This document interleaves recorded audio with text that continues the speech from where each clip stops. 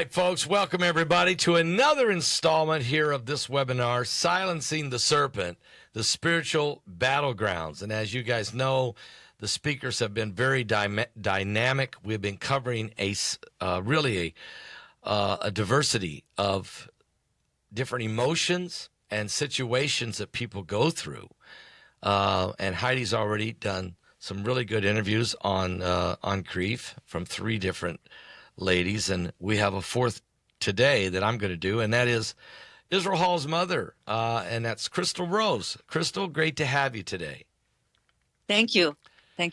So, Crystal, first of all, I know you were very instrumental back in the day with Pastor Chuck Smith and praise and worship there in California, and I know that Israel, your son Israel, and your other children were basically being raised in the church there at that time. Right. So, and that's really an amazing story. And just tell us a little bit about that time for you. How was that personally for you?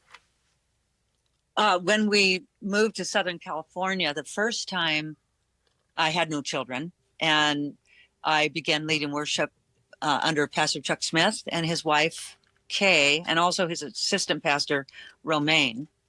It was a beautiful time learning the Bible, and just being there with, that group of Christians was just amazing. It was right at the end of the Jesus People movement. Yep. And they had just gotten into their new building. They'd moved out of the tent and into their building. And I just remember it was a great time. Met a lot of wonderful people. Then we moved back to Montana, and I actually could not conceive, and our little country church there had prayed for me many times, and somebody prophesied that God would allow me to have a child, and lo and behold, there comes Israel. Oh, okay. And, so he's like a Samuel kind of. He was an answer to prayer, a Hannah prayer. Amen. Yes. Speaking of Hannah, go ahead. Yeah. And I do want to say, prayers of a mother mean so much, and I remember probably every single day I was pregnant with Israel, I prayed God would gift him with music and gift him with a love for Jesus, and would anoint his life. And I think I played the piano or my guitar and sang every single day when he was in the womb. Wow. So he was baptized with it before he was born. His destiny was absolutely sealed for him. That's really, really good.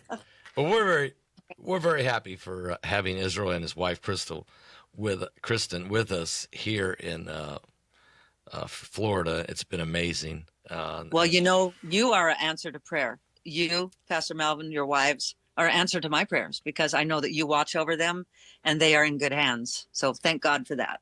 Well, thank you. Yes, they are really instrumental, and we're having a great time. I enjoyed when Israel and Kristen went to Israel, the nation of Israel, with us. We had a really great time there on that tour, and they're just I call them good kids. I say they're good kids.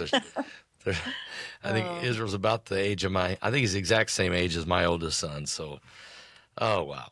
Well, anyway, you had several children, including 5 children. Hannah wasn't your youngest though, was she, or was she?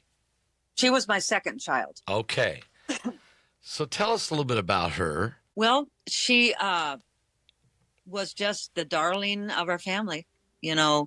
When she was born, I was just like, wow, I'm so happy, and I'll have my best friend for the rest of my life, my little girl.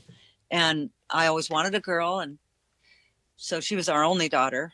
And she was pretty easy child, very easy, always happy, laughing, just one of those children that just didn't really get in trouble very much, and just was, I would say, a delight to us. Well, she grew up to be a beautiful young lady, and I understand she did get married to, I believe he was a soldier. Is that true? Yes.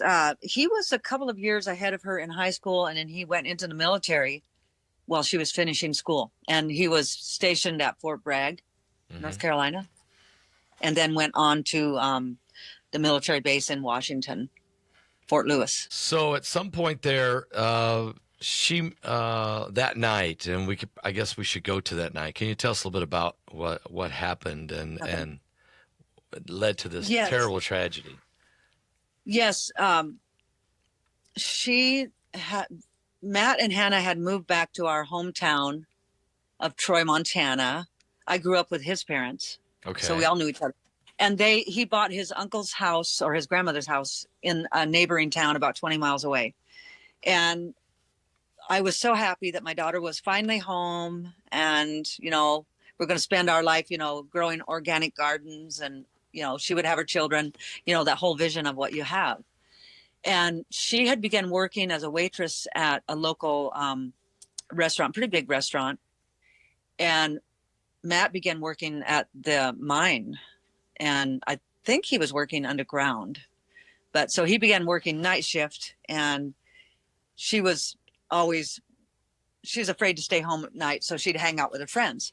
Yeah. Well, she was working at the restaurant. She met one of the fellas that was a cook, and he had a cousin that would come in and visit them while they were working from time to time. And his cousin, Kenny, was just newly out of the military, and he had been a guard in Iraq, and he had suffered a lot of traumatic things he'd seen. So he had PTSD, and he was actually kind of suicidal. And Hannah was a girl that she loved everybody. Everybody was her friend, just like my cousin Jodi Huisentruit. She didn't know a stranger.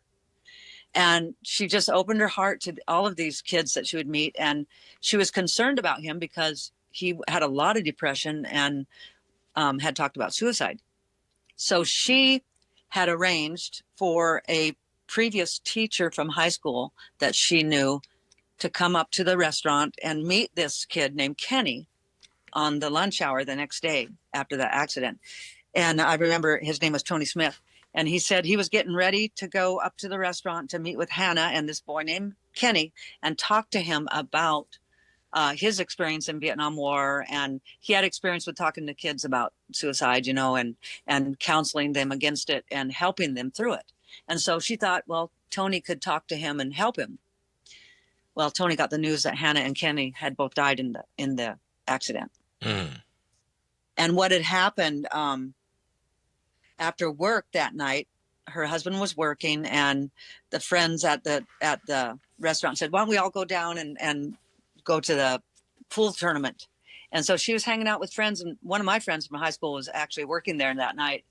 And she said she remembers when closing time came, Hannah got on her bike, and she had ridden her bike and it was raining. And she said, "I watched Hannah. I just sat there and watched her ride away in the rain." And I guess two of the kids had come along with their pickup truck and offered her a ride home. And of course, she knew them. Mm-hmm. And I'm sure probably the boy needed to talk more because he was really struggling. And they just took this drive, and they were on the highway and hit black ice. And at the same time, 3 logging trucks had passed them. And when that happens, that wind comes up and kind of whips your, and he was driving his dad's brand new pickup truck, and those are not very good on ice. And they went across the road and they crashed, and she died instantly, which was a comfort to me. There was no suffering. Yeah. And when her husband called me the next morning, it was real early. I had just taken the kids down to the bus stop. We lived way up in the mountains, about 15 miles up in the mountains. And when he told me that, I couldn't even believe it. I mean, but the physical thing that happened to me when he told me that Hannah didn't make it, I just felt like I was just, my whole body was just grabbed by something and just thrown to the ground. That's how the grief grabbed me. It was just like unbelievable. And then I told my husband. Did you go into shock? Do you think you felt? Yes. Yeah. And I was telling Israel earlier, I might share this. There were some things that happened before she died that I was able to look back and say, okay, God didn't warn me like I didn't know she was going to die. Right. But after the fact, I looked back and saw God was comforting me that he knew all things and that somehow this was in his plan. And some of the things that happened was when Hannah moved home, we began taking walks together a couple times a week. We'd go to the local airport and we'd walk. Yeah. And so we were walking this one day, and she was all happy and just talking about things. And I had some things going on in my life that I wanted to talk to her about, because she was my best friend. Mm-hmm. I remember God stopping my heart and saying, she's too happy. Don't bring her down with a problem you have. Right. That I always remember that. And so I just enjoyed talking to her. And she said to me, Mom, I got to tell you something. She said, I had a dream that everybody died but me. Mm. And then I said, Hannah, I had a dream just like last week that Jordan died, which is my son, Jordan. Yeah. But, and then I kind of stopped, and she said, oh, let's not talk about this. But what I didn't tell her is, when I had that dream about my son dying, because he had high blood pressure and he was trying to play football, and I think that was working on my subconscious. Mm-hmm. So I had this dream that he had died. And Pastor Paul, I woke up. I still remember the morning, waking up, sitting up on the side of my bed. I spoke the words out loud. Hannah is dead. It scared. It was, yeah. Is that before you even knew? Yeah, that was a couple of weeks before she died. Wow. And then she's telling me that she had a dream everybody died but her. Right. But also, and I don't really share this with people much, because, some people can think, sure, they don't believe you. Right. But I also had one of my mornings just sitting having coffee after I took my kids to the bus stop. Just a flash through my mind. You know how you see a picture in your mind? Yep. I saw a picture in my mind, just a flash, and it was a casket, and I knew one of my children were in it. And I was just like, God, I pray I will never have to bury one of my children. And it happened just a few weeks later. So later on, as the years went by, I realized God gave me those premonitions and her to show me, you need to be still and know that I am God and I knew all things.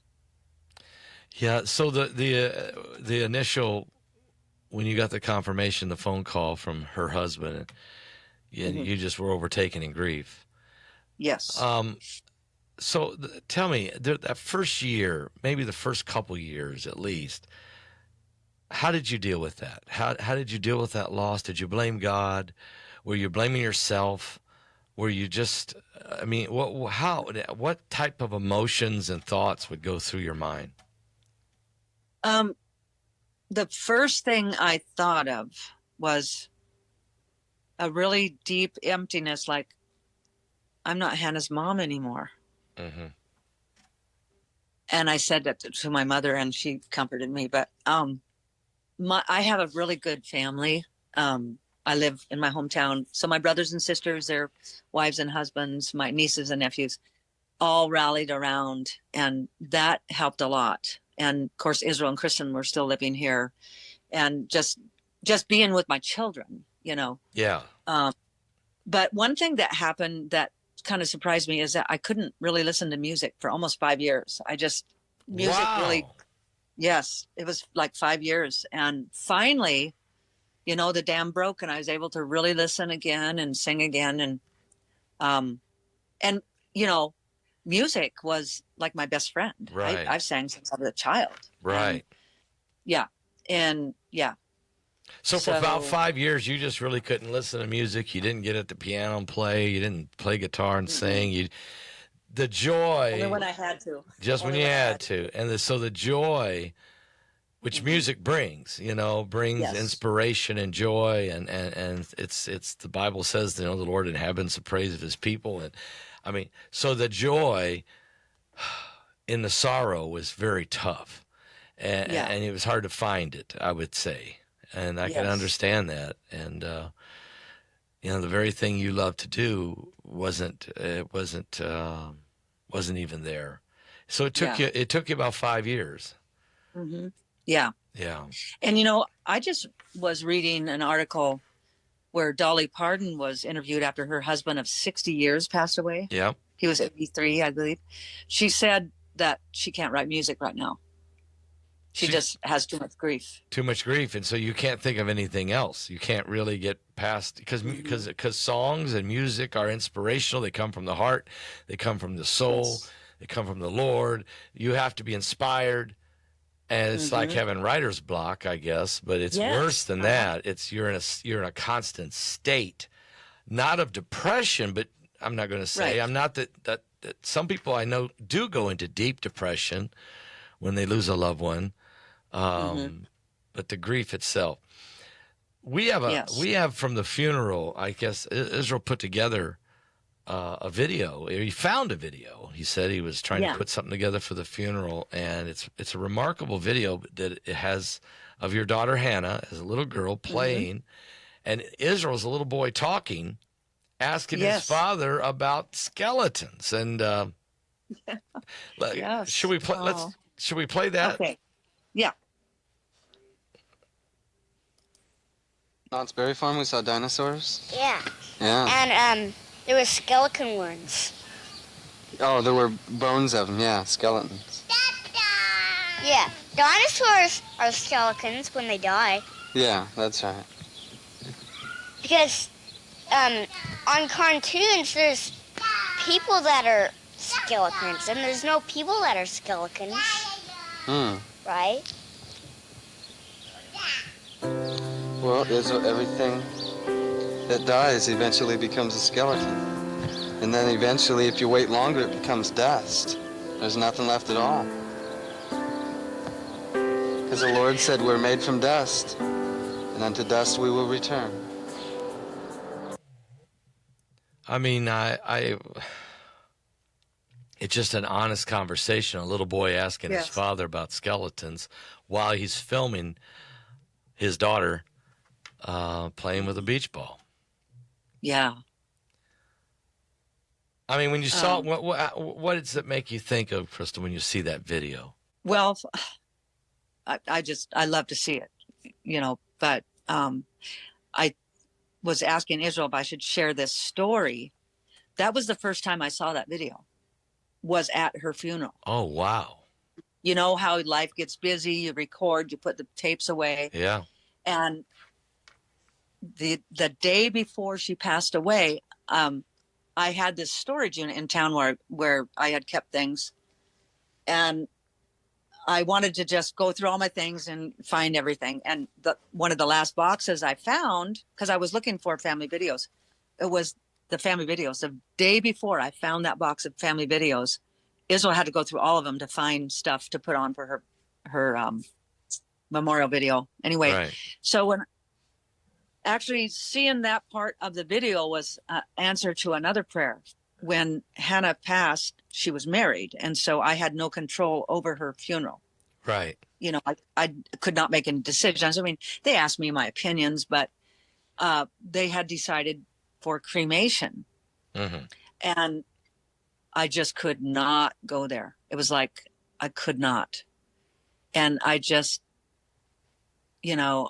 prayed. I said, God, I really, really need to hear your voice on this. I need to know if it's okay. Because I was raised in a family where they taught that you shouldn't do that. Right. Right.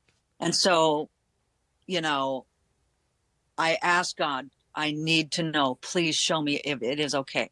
Even though it wasn't my decision. Right. We were at the funeral home, and we were viewing Hannah's body, and my brother, Mo, who at the time was working in Alaska, he came up to me and he put his arm around me and he said, I don't know if this means anything, but he said, I had a dream a few weeks ago. And I had a dream, and we have a family cemetery on my parents' property that now my brother owns. And he said, I was at the cemetery tending Mom's grave in this dream. And all of a sudden there was a fire that started in the middle of the cemetery. And he said, I don't really know what that means. Wow. Now, why did he tell me that? I mean, So, and he doesn't know that you're struggling with this decision that her husband has made of the cremation. He knows nothing. No. And I looked up at him. I said, I know what it means. Yeah. And then I had called her husband. He wasn't at the funeral home with us. And he called back. And I said, Matt, I really, really, really need to know. Are you sure?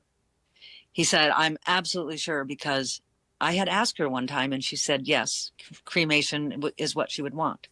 It still wasn't good enough for me. Yeah. I went home. I couldn't sleep.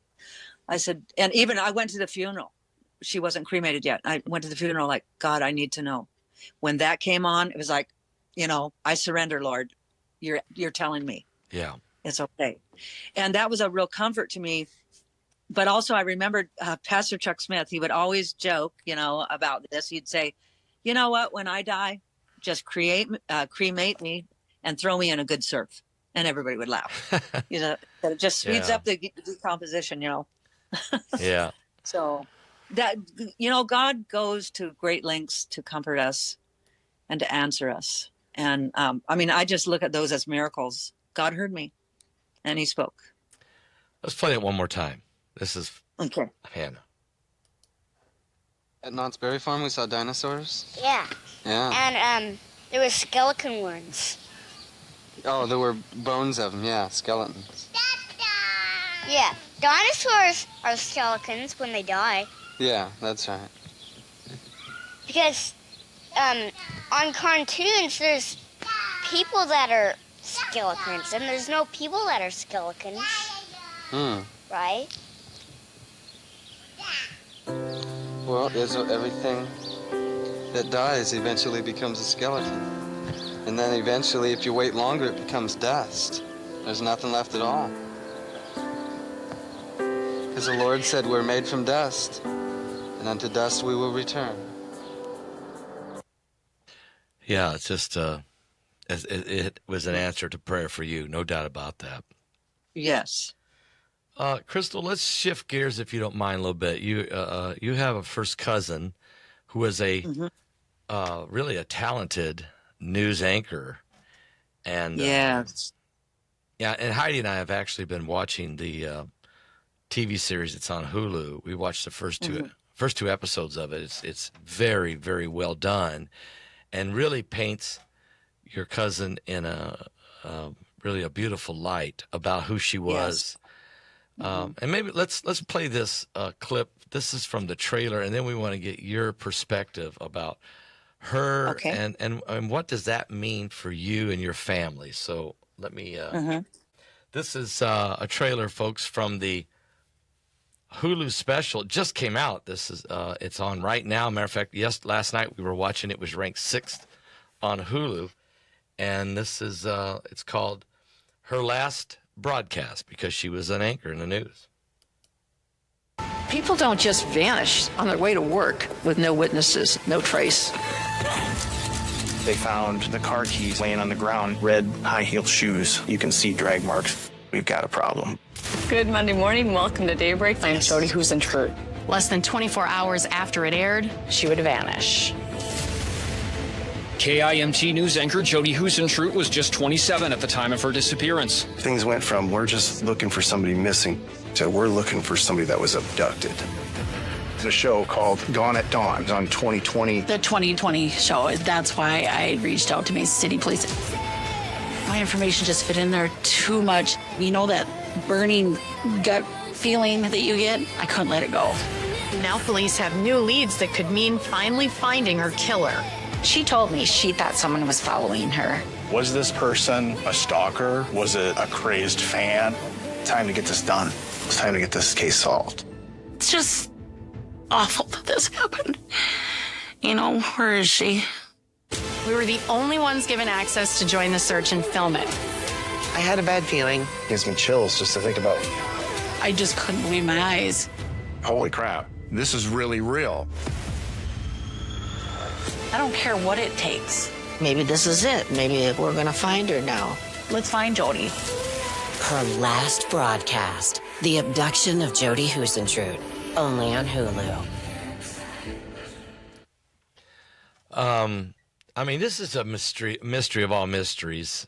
But yes, obviously she was a larger-than-life personality there in Iowa. Yes. Mm-hmm. So tell us a little bit about her. And did you grow up near her, or was she a distant cousin, or how'd that work? Her father was my father's brother. Yep. Morris Huisentruit. In fact, my brother Mo was named after him. They came to visit. I remember they lived in Minnesota. We lived in Montana, and they would come out and visit us a few times in my childhood. And I remember her. I remember that pretty little 2-year-old girl with the blonde hair, brown skin, beautiful brown eyes. And she was the darling of their family. She was their last child, kind of a surprise baby, I guess. And her sister Joanne, that talks on some of these shows, I think is 18 years older than Jodi. And so she was almost like a second mom to her. But Jodi was, or I would say my daughter Hannah was a lot like Jodi. They didn't know a stranger. Jodi really saw the best in people. She was sparkly, bubbly, welcomed people with open arms. And they said that people would think they had known her their whole life. She was just a wonderful person and really driven. She would pack her equipment and go do journalist shows for free before she became a broadcaster. And she definitely was an up and coming, I would guess, news star. She had the look, she had the knowledge, and just the way she would conduct herself was great for that vocation. Yeah, and it's such a mystery. I know that when you're someone like her that is in the public eye, and even though she's free spirit, and even though she loved everyone, and she wasn't judgmental, and she just, she very, very a great person to be around, there are still people who stalk. There are people who get infatuated with folks that they see a lot on television or YouTube or whatever. Yeah. I know in my own life, and I'm not anything, but just I've had too many people stalk me or too many death threats, and I think about her when I was watching this, and I was thinking, she didn't see this coming. I mean, she might have had a couple warnings, don't you think? I mean, I'm sure there was letters that would come into the TV station, and be careful. But was there any ideal that this was going to happen? Well, I believe it was a year or a year and a half before she was abducted. She did put a report in at the police station that she felt like she was being followed. And so she took self-defense classes. Then also, shortly before her abduction, she was telling her friends that she was getting strange phone calls. But I don't think she had any idea what was really going on. I don't know how far you got into the series, but there was actually one man that was hanging around her apartment complex for a couple of weeks, and there was eyewitnesses that gave a description of him. Yeah, that's right where I'm at in the series watching. There's 4 people, and I haven't got to I haven't seen the whole series yet, but there's 4 different men that are persons of interest. I've watched the first one. When they got done with the first one, I said, "Oh, that's got to be the guy." Then they go to the second one. I said, "Nope, that's got to be the guy." And I haven't got to 3 and 4, so it's an incredible story. That but again, she was outgoing, friendly, never met a stranger, and so you never know which directions something's coming. When the news broke about this, I don't know if she was older than you or younger than you. Younger. Okay, so how did the family react? I mean, from your uncles and your aunts and everybody. Just shock. We could not believe it happened. And at first, like, her sister just thought, well, she's missing. Well, we'll find her. And when it doesn't happen for 30 years, well, they haven't found her yet. So it hasn't happened yet. No. But they're getting closer. I've thought about that so often. I cannot imagine living with the grief of your child being gone, but you don't know where she is at. You don't even know if she's gone. But they did declare her dead, I believe, in 2001. But it's just living with that, not knowing what happened, would be more difficult than what I went through, because I knew where my daughter was. Yeah, I was going to say the losing your daughter is the way you did, but knowing what happened and having a finality to it is got to be better than losing a daughter. And 30 years later, you still don't know whatever happened, who did it, or you don't know where her body is. Yeah. And we have been praying that we will soon know, Yeah. Now, her mother passed away, not knowing. And her dad had already passed away before she was abducted. I don't believe Uncle Mo could have even lived through that, not knowing where his daughter was. Yeah.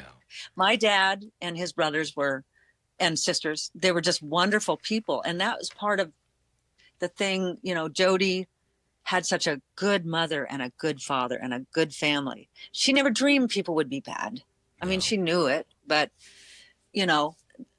we do need to teach our children, to be wary of people.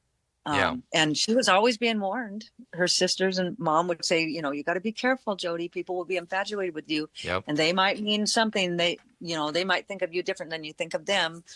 And, Yeah. it's very sad. So I understand that also your daughter was almost abducted, or at least there was some kind of incident. Yes.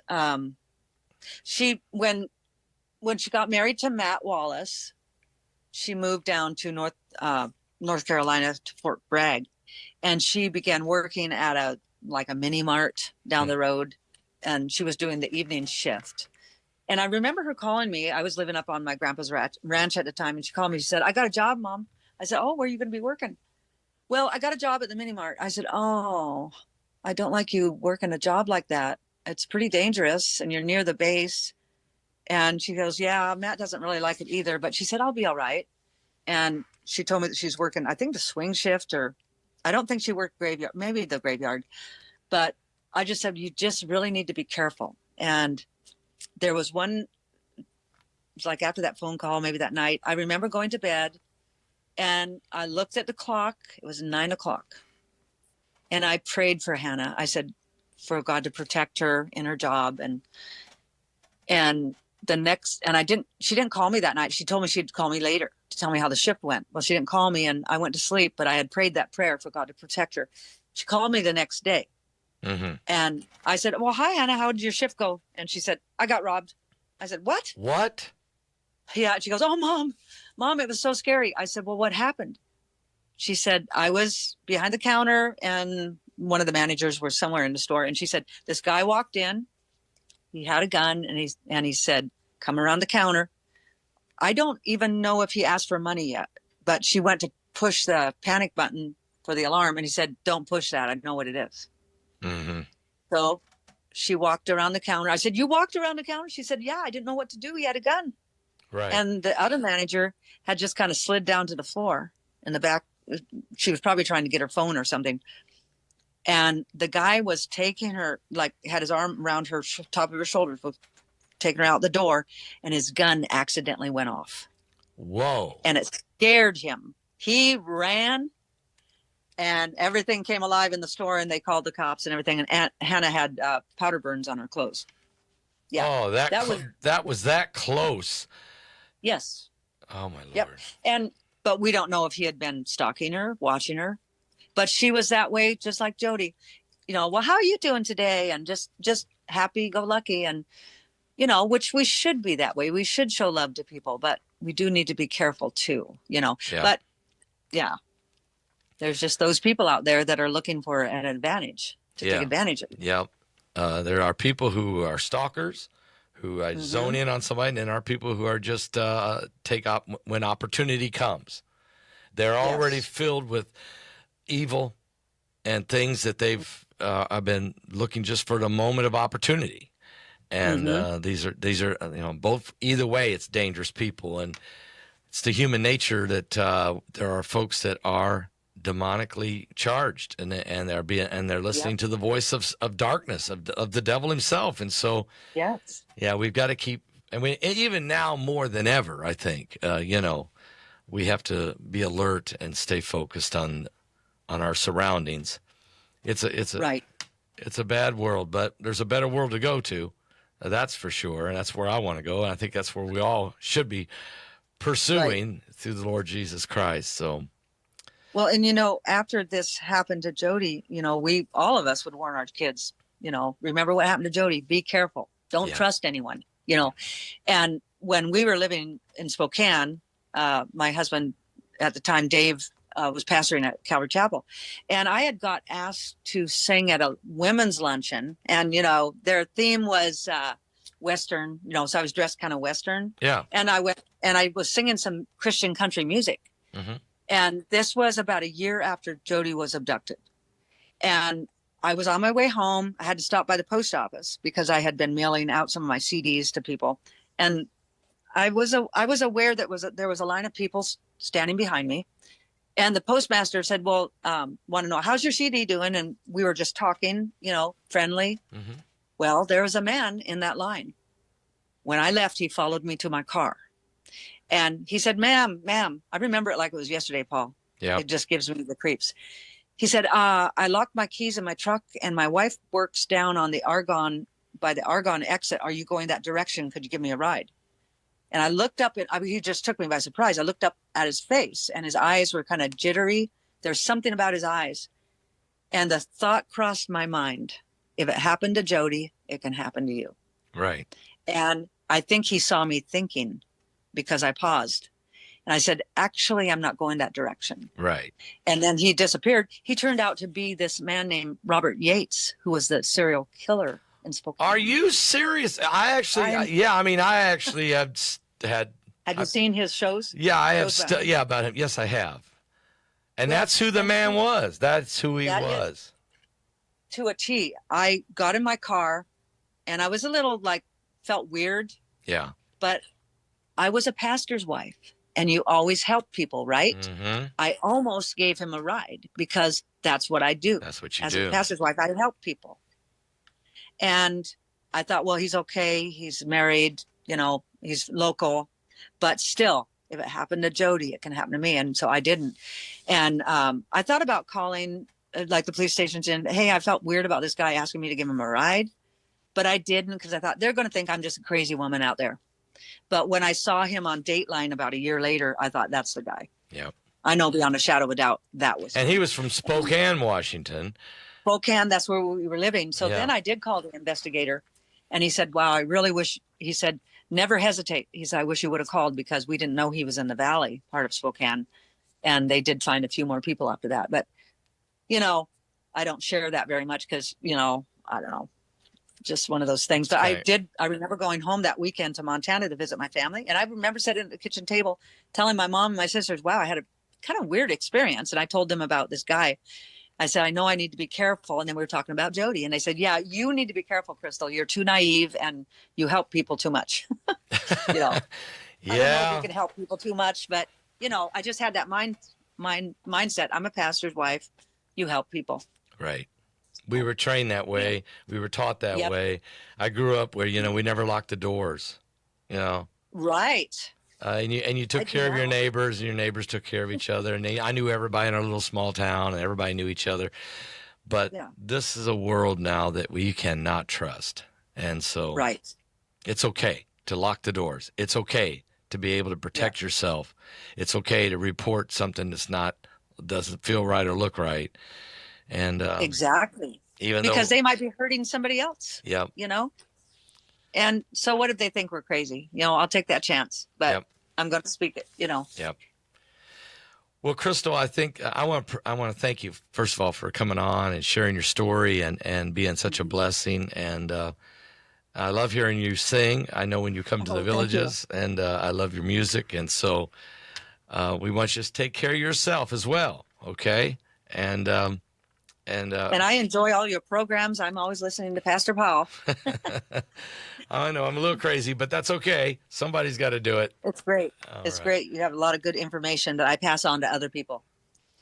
Well, thank you so much, Crystal, for taking the time out for being in this and sharing your story and your testimony about your daughter Hannah and your cousin. And so I appreciate it. And I do believe we're going to hear soon what really happened to Jodi. I pray that we do. I do too. I really do. Especially for her two sisters that are left and their families. They were the closest people to her, and she didn't deserve it. No, not at all. And so, folks, I hope you've enjoyed this segment of Silencing the Serpent. We certainly know that the devil is loose, and he will continue to wreak havoc on the human race until he's finally thrown into the eternal abyss of darkness. But thank you for watching, and stay alert. as this is Silencing the Serpent. Thank you, everybody, for joining us today on the Paul Begley Podcast. New episodes will be released every Tuesday on all major podcast streaming platforms. For a video recording of this episode, you can watch and subscribe on our YouTube channel at Paul Begley Podcast. Hey guys, we want you to connect with us. Follow us on X and Twitter at Paul Begley Pod. We'd love to hear your questions you want us to answer on the show. For additional Paul Begley content, go to our website at paulbegleyprophecy.org. If you've thought about it, we'll talk about it. Paul Begley Podcast.